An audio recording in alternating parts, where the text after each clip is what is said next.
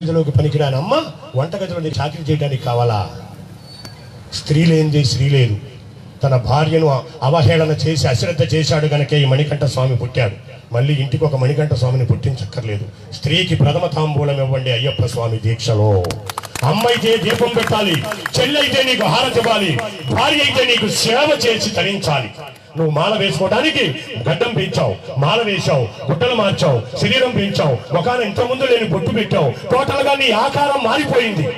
కానీ తెల్లవారుజామున మాల వేసుకుంటాను మాత అని నువ్వు చెప్పిన వెంటనే తన ఆ మాటతోనే రోజు కట్టుకునే వాయిల చీర, రోజు ఉతికి వేసుకునే జాకెట్టు, మెడలో మాలలేదు, బట్టలు మార్చలేదు, తన శరీరంలో ఉన్న బుద్ధిని మాత్రమే మార్చి బ్రహ్మచర్య దీక్షలోకి నీకన్నా గడియ ముందే వచ్చేస్తుంది నీ ఇల్లాలు, నీ తల్లి, నీ భార్య, నీ అక్క, నీ చెల్లి. అలాంటి వారికి మనం ఏం చేయాలి? ప్రథమ తాంబూలం ఇవ్వాలి. నీకు అనేక రకాల గుర్తులున్నాయి దీక్షలో. అందుకనే ఎవరన్నా అడిగినప్పుడు నేను దీక్ష తీసుకున్నానని చెప్పకూడదంట స్వామి. మేము దీక్షలో ఉన్నాం అంటే ఇంటికాడ ఒక మనిషి కూడా ఉన్నది.